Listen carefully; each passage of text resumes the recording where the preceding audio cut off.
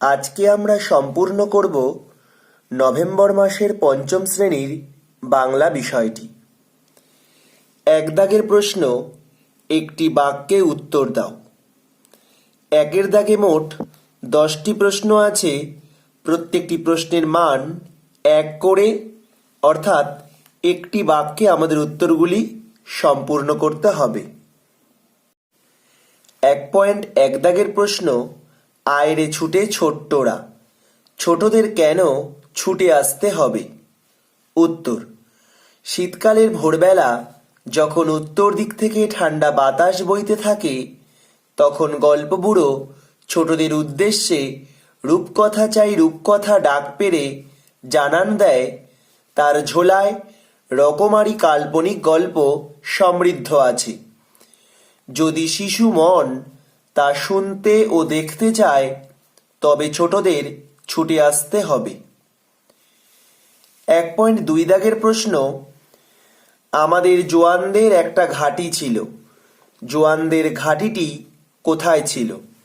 উত্তর, প্রখ্যাত শিশু সাহিত্যিক লীলা মজুমদার বিরচিত বুনোহাস গল্পে জোয়ানদের ঘাঁটিটি লাদাখের একটা বরফে ঢাকা নির্জন জায়গাতে ছিল।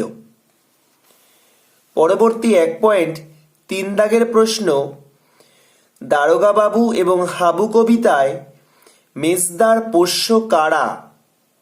উত্তর, ভবানীপ্রসাদ মজুমদার বিরচিত দারোগাবাবু এবং হাবু কবিতায় হাবুর মেজদা সব নিষেধকে অমান্য করে তার ভাইদের সাথে থাকা ঘরটাতেই 8টা কুকুর পোষ্য করেন।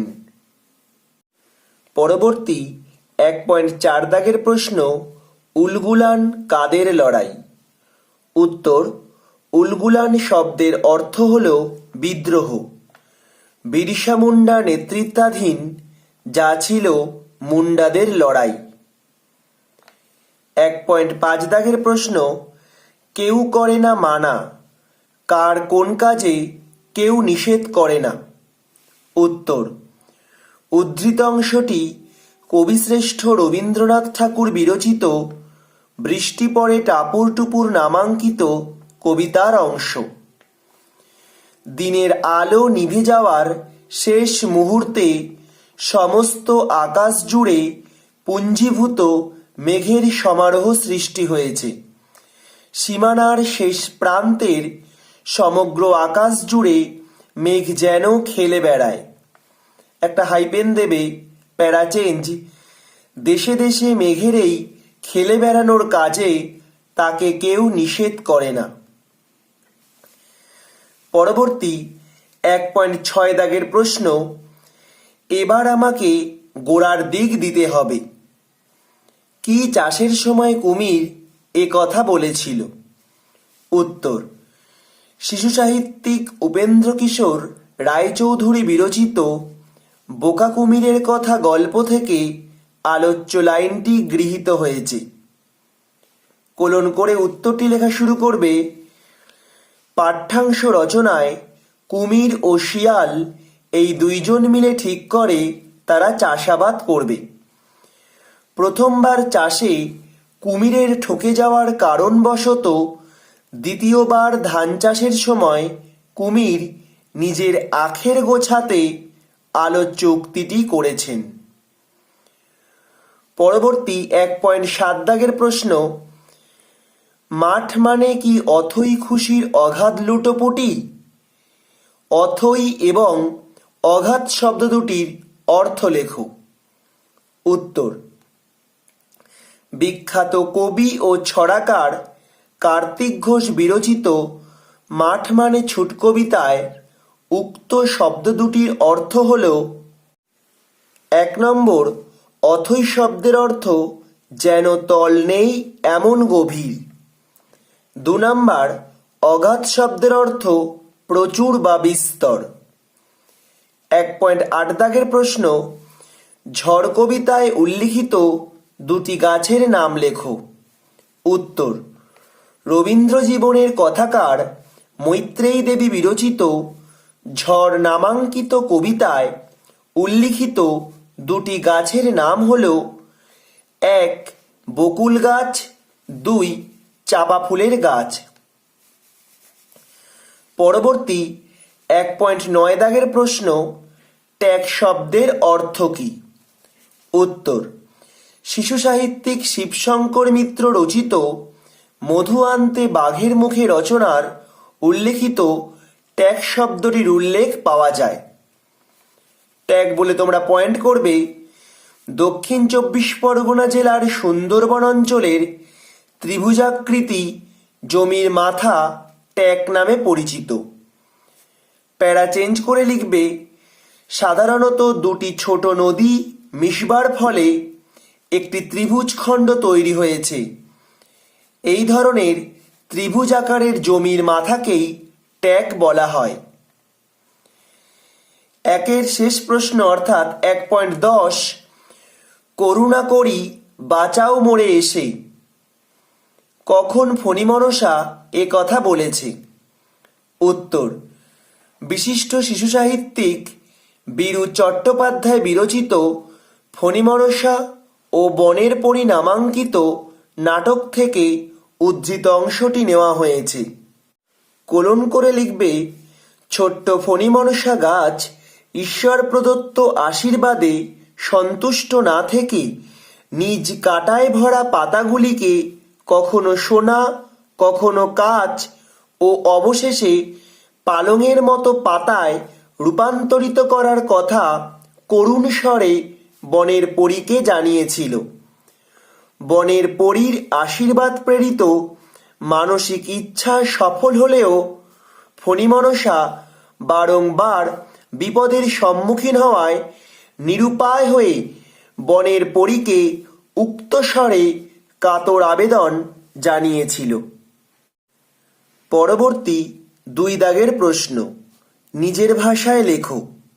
2 দাগেও মোট 10টি প্রশ্ন আছে, প্রত্যেকটি প্রশ্নের মান 2 করে। 2.1 দাগের প্রশ্ন, গল্পবুড়ো কবিতায় রূপকথার কোন কোন প্রসঙ্গ উল্লিখিত হয়েছে?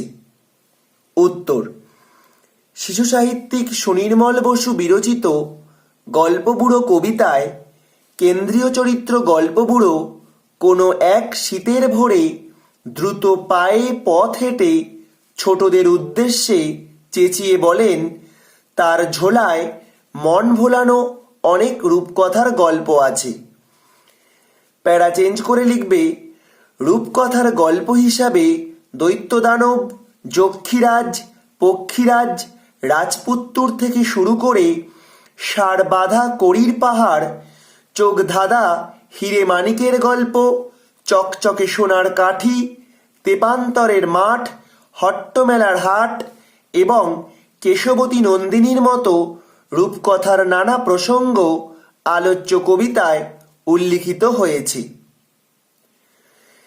এবার পরবর্তী 2.2 দাগের প্রশ্ন, এমনি করে সারা শীত দেখতে দেখতে কেটে গেল, জোয়ানদের সেই শীতকাল যাপনের কথা কিভাবে বুনোহাঁস গল্পে ফুটে উঠেছে? উত্তর, শিশু সাহিত্যিক লীলা মজুমদার বিরচিত বুনোহাঁস গল্প থেকে আলোচ্য অংশটি গৃহীত হয়েছে। পয়েন্ট করবে জোয়ানদের শীতকাল যাপন। লাদাখের একটা বরফে ঢাকা নির্জন জায়গাতে জোয়ানদের একটি আস্তানা ছিল।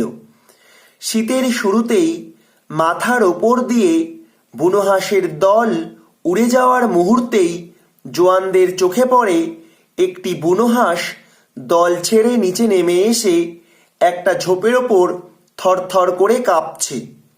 তারপর আরও একটা বুনোহাঁস নিচে নেমে প্রথম হাঁসটির চারিদিকে ঘুরতে লাগলো।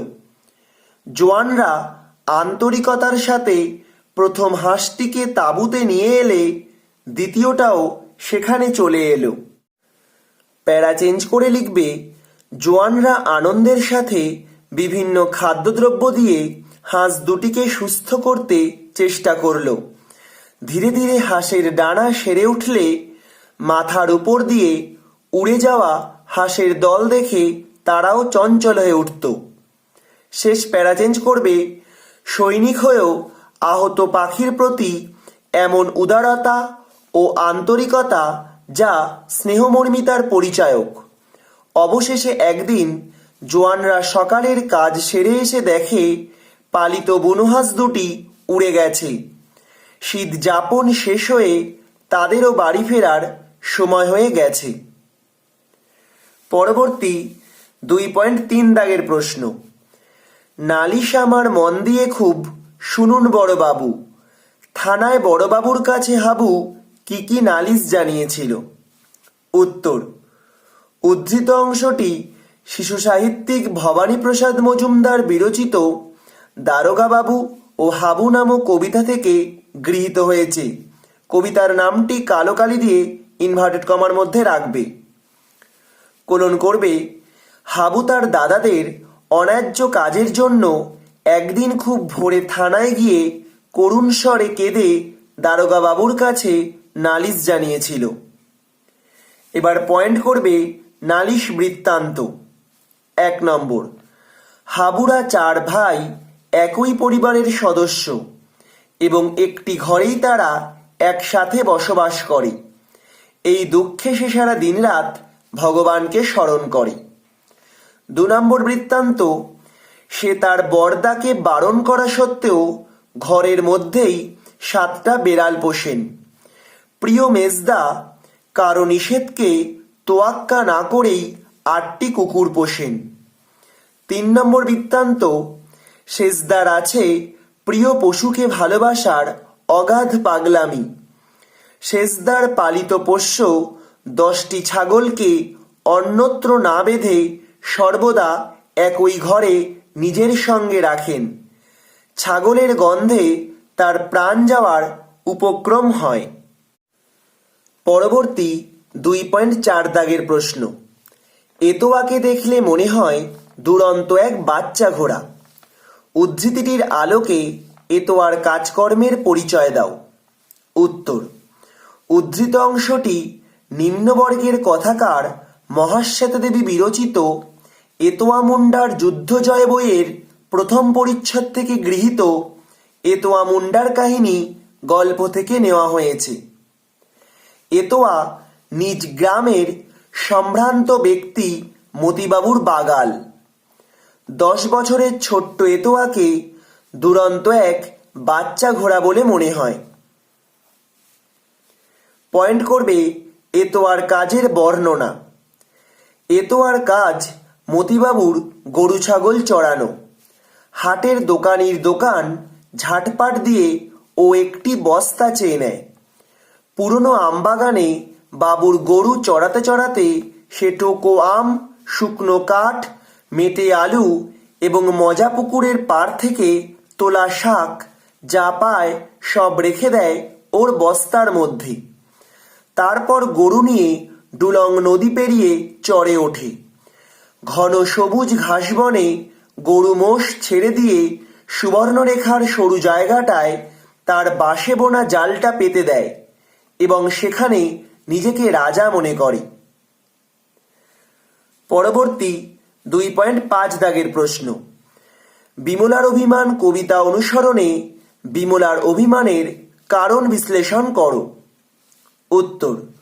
উদ্ধৃত অংশটি নবকৃষ্ণ ভট্টাচার্য বিরচিত বিমলার অভিমান নামক কবিতা থেকে নেওয়া হয়েছে। কোলন করবে একটি। বিমলা একটি সাধারণ মেয়ে। সারাদিন ধরে প্রত্যেকের বলা বিভিন্ন ফাই ফরমাস খাটে। বিনা প্রতিবাদে অন্যায় অন্যায্য কাজগুলি সে প্রতিনিয়ত করতে থাকে। প্যারা চেঞ্জ করে লিখবে, বিমলা আক্ষেপ করে বলেছে ক্ষীর খাওয়ার সময় দাদা ও ভাই বড় ও ছোট ছেলে হওয়ার সুবাদে ক্ষীরের বেশিরভাগ অংশটি নিয়ে নেয়। সুখাদ্যের সামান্য অংশটুকুই তার কাছে অবহেলার প্রাপ্তি হয়ে থাকে। শেষ প্যারা চেঞ্জ করে লিখবে, পুরুষতান্ত্রিক পরিবারে বিমলা মেয়ে হয়ে জন্মানোর জন্য ত্যাগের প্রতীকে পরিণত হয়। একই পরিবারে পুত্র সন্তান ও কন্যা সন্তান মধ্যেকার বৈষম্য তাকে অর্থাৎ বিমলাকে বড়ই ব্যথিত করে তোলে। অনুভূতিপ্রবণ ও অল্পবয়স্কা বিমলা প্রতিনিয়ত অবহেলা ও বঞ্চনায় বিষণ্ণ ও অভিমানী। পরবর্তী 2.6 দাগের প্রশ্ন। ছাদটা ছিল আমার কেতাবে পড়া মরুভূমি। ছেলেবেলা রচনাংশে ছাদের প্রসঙ্গটি লেখক কিভাবে স্মরণ করেছেন? উত্তর, কবিশ্রেষ্ঠ রবীন্দ্রনাথ ঠাকুর বিরচিত ছেলেবেলা রচনাংশ থেকে ছাদের প্রসঙ্গটি গৃহীত হয়েছে। এবার 3টি প্রসঙ্গ আছে। 1 নম্বর প্রসঙ্গ, রবীন্দ্রনাথের জীবনে বাইরের খোলা ছাদ ছিল তার প্রধান ছুটির দেশ। ছোট থেকে বড় বয়স পর্যন্ত তার নানা ধরনের দিনগুলি ওই ছাদে নানাভাবে বয়ে গেছে। পিতার অনুপস্থিতিতে সেই ছাদে যাওয়া ছিল বালক রবির কাছে 7 সমুদ্র পাড়ে যাবার আনন্দ। 2 নম্বর প্রসঙ্গ, ছাদের ওপরে গেলে কলকাতার মাথার উপর দিয়ে পা ফেলে তার মন চলে যেত পৃথিবীর শেষ সবুজে, যেখানে আকাশের শেষ নীল মিশে গেছে। তার স্মৃতি রোমন্থনে ভেসে ওঠে নানা বাড়ির নানা গড়নের উঁচু নিচু ছাদ। তার চোখে ফুটে ওঠে গাছের ঝাঁকড়া মাথা। 3 নম্বর প্রসঙ্গ, ছাদের মরুভূমিতে তখন ছিল একটি ওয়েসিস। সবার চোখের আড়ালে স্নানের ঘরে ঢুকে কল খুলে দিয়ে আশ্চর্যভাবে মরুদ্যানের সন্ধান করত। স্নান শেষে বিছানার চাদর দিয়ে গা মুছে সহজ মানুষ হয়ে বসত। পরবর্তী 2.7 দাগের প্রশ্ন, তারই সঙ্গে মনে পড়ে ছেলেবেলার গান। কেমন দিনে কথকের ছেলেবেলার কোন গানটি মনে পড়ে? 2টি প্রশ্ন, কেমন দিন এবং কোন গান? উত্তর, উদ্ধৃত অংশটি কবিশ্রেষ্ঠ রবীন্দ্রনাথ ঠাকুর বিরচিত বৃষ্টি পড়ে টাপুর টুপুর নামাঙ্কিত কবিতা থেকে নেওয়া হয়েছে। প্রথমে আমরা লিখেছি দিনটির বর্ণনা, পয়েন্ট করবে। আলোচ্য কবিতায় কবি প্রকৃতির এক অসাধারণ চিত্র নির্মাণ করেছেন। সূর্য ডুবে যাওয়ার মুহূর্তে সমস্ত আকাশ জুড়ে চাঁদের আলোর লোভে মেঘ পুঞ্জীভূত হয়েছে। সন্ধ্যার শেষ রশ্মিপাতে মন্দিরে কাঁসর ঘণ্টার শব্দ শোনা যাচ্ছে। নদীর ওপারে বৃষ্টি নেমে গাছপালা সব ঝাপসা হয়ে এলেও নদীর এপারে সমস্ত আকাশ জুড়ে তারার সমাবেশ চোখে পড়ে। সীমানা ছাড়িয়ে আকাশে মেঘেরা খেলে বেড়ায় এবং নতুন ফুলের বনে বৃষ্টির সৌন্দর্য ফুটে ওঠে। দ্বিতীয় প্রশ্নের উত্তর, কোন গানটি? অর্থাৎ পয়েন্ট করবে গানটির রূপ। মেঘের খেলার সঙ্গে কবি তার অতীত দিনের লুকোচুরি খেলার কথা এবং সেই পুরনো দিনের কথা ভাবতে থাকেন। কবির মনে অনেক স্মৃতি জেগে ওঠে। তার মনে পড়ে যায় ছেলেবেলায় মায়ের মুখে শোনা সেই পুরনো দিনের গান, বৃষ্টি পড়ে টাপুর টুপুর নদেও এলো বান। এই বৃষ্টি কিন্তু বয় হস্যি দিতে হবে তোমাকে খাতায়। পরবর্তী 2.8 দাগের প্রশ্ন, ব্যাঙ স্বেচ্ছায় বৃষ্টি আনার কাজে যুক্ত হলো। বৃষ্টি আনার কাজে যুক্ত হয়ে ব্যাঙ কি করেছিল? উত্তর, উদ্ধৃত অংশটি সুনীল পাল বিরচিত পাহাড়িয়া বর্ষার সুরে নামাঙ্কিত প্রবন্ধ থেকে গৃহীত হয়েছে। কোলন করে লিখবে, বৃষ্টি আনার কাজে যুক্ত হয়ে ব্যাঙ পরিকল্পনা করল সে ভগবানের কাছে পৌঁছে জিজ্ঞাসা করবে সে কেন তার সৃষ্টিকে অবহেলা করছে। সকালের রৌদ্রোজ্জ্বল আবহাওয়ায় যাত্রা শুরু করে ক্লান্তিকর রাস্তায় প্রথম মৌমাছির সঙ্গে সাক্ষাৎ হলো। যাত্রাপথে মৌমাছির সাথে কথোপকথনে সেও তার সঙ্গে একই পথে যেতে রাজি হলো। দীর্ঘ যাত্রাপথে একে একে খরার দুর্ভিক্ষতাকে প্রাধান্য দিয়ে মোরগ, ক্ষুধার্ত বাঘ প্রত্যেকেই ব্যাঙের সাথে ভগবানের প্রাসাদে নালিশ জানাতে পৌঁছল। প্যারা চেঞ্জ করে লিখবে, নির্দিষ্ট স্থানে পৌঁছে তারা দেখল সেখানে প্রত্যেকেই নিজেদের ভোজ ও আনন্দ উৎসবে ব্যস্ত। রাগান্বিত হয়ে ব্যাং ও তার সহচর্যীরা ভগবানের কাছে উদ্দিষ্ট নালিশ জানালে ভগবান তার মন্ত্রীদের ডেকে তাদের গাফিলতির জন্য তিরস্কার করলেন। প্রকৃতির কোলজুড়ে নেমে আসা বৃষ্টি দেখে ব্যাং গর্বিত ও উল্লাসিত হয়ে আবার পুকুরে ফিরে গেল। পরবর্তী 2.9 দাগের প্রশ্ন, ভেবে পায়নি নিজে, কবি কি ভেবে পান না? উত্তর, উদ্ধৃত অংশটি অশোক বিজয় রাহা রচিত ভানুমতির মাঠ কাব্যগ্রন্থের অন্তর্গত মায়াতরু কবিতা থেকে গৃহীত হয়েছে। মায়াতরু কবিতায় গাছটি বিচিত্র ক্রিয়াকলাপে যুক্ত ছিল, সেসব বিষয়গুলি তিনি ভেবেই পান না। পয়েন্ট করবে কবির ভেবে না পাওয়ার বিষয়গুলি।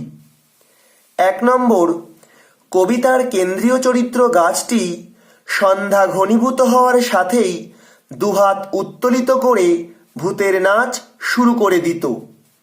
2 নম্বর, প্রকৃতির বুকে বনের মাথা আলো করে যখন চাঁদ উঠত তখন গাছটি ভালুকের বেশ ধারণ করে ঘাড় ফুলিয়ে রাগে গড়গড় করত। 3 নম্বর, যখন আবার আকাশ থেকে বৃষ্টি শুরু হতো তখনই গাছটির কাঁপুনি দিয়ে জ্বর আসত। 4 নম্বর, এক পশলা বৃষ্টি শেষে যখনই আকাশ আলো করে চাঁদ উঠত তখন অদ্ভুতভাবে দেখা যেত মুকুট হয়ে ঝাঁকে ঝাঁকে বাঁধা লক্ষ হীরের মাছ। 5 নম্বর বিষয়, পরদিন সকালের স্পষ্ট আলোয় একটি মাছকেও আর দেখতে পাওয়া যেত না, সেখানে শুধু পড়ে থাকতে দেখা যেত ঝিকিমিকি আলোর রূপলি এক ঝালর। 2 দাগের শেষ প্রশ্ন 2.10, ফণিমনসা ও বনের পরী নাটকে সূত্রধারের ভূমিকা আলোচনা করো। উত্তর, পয়েন্ট করবে সূত্রধারের ভূমিকা। সংলাপ ছাড়াও নাটকে ঘটে যাওয়া অন্যান্য ঘটনাকে বর্ণনা করে কাহিনীকে এগিয়ে নিয়ে যাওয়া সূত্রধারের কাজ। প্যারা চেঞ্জ করে লিখবে, বীরু চট্টোপাধ্যায় রচিত ফণিমনসা ও বনের পরী নাটকে সেরকমই কিছু দৃষ্টান্তের উদাহরণ পাওয়া যায়। আবার শেষ প্যারা চেঞ্জ করবে, নাটকের প্রথমে সূত্রধার ফণিমনসা দুঃখের কথা বর্ণনা করেছেন। কবিতার আকারে বলা নানান চরিত্রের সংলাপের মাঝে মাঝে সে গদ্যের আকারে ঘটনাগুলির কথা উল্লেখ করেছেন। যেমন ডাকাত দলের আগমন, ফণিমনসার পাতা ছিঁড়ে নেওয়া, কাচের পাতায় সেজে ওঠা ফণিমনসাকে কেমন লাগছিল দেখতে তার বর্ণনা করা, ঝড়ে কাচের পাতা ভেঙে যাওয়া, ছাগলের ফণিমনসার কচি পাতা খেয়ে ফেলা। হাইপেন দিয়ে লিখবে, এই সব ঘটনার যোগসূত্রই সূত্রধার আলোচ্য নাটকে ঘটিয়েছেন। 3 দাগের প্রশ্ন, নিচের প্রশ্নগুলির উত্তর দাও নির্দেশ অনুসারে। 3.1 দাগে সন্ধি করো। মোট 5টি সন্ধি করতে হবে তোমাদের। 3.1.1 আছে মিশি যোগ কালো, মিশ কালো, মিশের তলায় একটি হসন্ত দেবে। 3.1.2 এত যোগ দিন, এত দিন। 3.1.3 বড় যোগ ঠাকুর, বট ঠাকুর। 3.1.4 সৎ যোগ গ্রন্থ, সৎ গ্রন্থ, অর্থাৎ খণ্ডের তটি দ হয়ে যাবে। 3.1.5 দিক যোগ নির্ণয়, দিক নির্ণয়। 3.2 দাগের প্রশ্ন, নিচের পদগুলি ব্যঞ্জন সন্ধির কোন কোন নিয়ম মেনে বদ্ধ হয়েছে লেখো। 3.2 দাগেও 5টি প্রশ্ন আছে। 3.2.1 প্রচ্ছদ। আমরা প্রথম সন্ধিবদ্ধ পদ থেকে ভেঙে দিয়েছি প্র যোগ ছদ এবং এই সূত্রটি মেনে হয়েছে অ যোগ ছয় হসন্ত সমান সমান অচ্ছ। 3.2.2 প্রাগৈতিহাসিক। আমরা সন্ধিবদ্ধটাকে ভেঙেছি প্রাক যোগ ঐতিহাসিক এবং সূত্রটি মেনে হয়েছে কয় হসন্ত যোগ ওই সমান সমান গই। 3.2.3 সদিচ্ছা সৎ যোগ ইচ্ছা। নিয়ম মেনে হয়েছে তয় হসন্ত যোগ হস্যই সমান সমান দি। 3.2.4 বিদ্যুৎ বেগ। বিশ্লেষণ করে হয়েছে বিদ্যুৎ যোগ বেগ এবং নিয়ম মেনে হয়েছে তয় হসন্ত যোগ বয় হসন্ত সমান সমান দয় হসন্ত বয় হসন্ত। লাস্ট 3.2.5 পদ্ধতি পদ যোগ হতি, যে নিয়মটি মেনে হয়েছে দয় হসন্ত যোগ হয় হসন্ত সমান সমান দয় ধয় হসন্ত। এইখানে আমাদের শেষ হয়ে গেল নভেম্বর মাসের পঞ্চম শ্রেণীর বাংলা বিষয়টি। ভিডিওটি তোমাদের কেমন লাগলো অবশ্যই কমেন্ট করবে। যদি ভালো লাগে একটি লাইক করবে, বন্ধুদের বেশি করে শেয়ার করবে।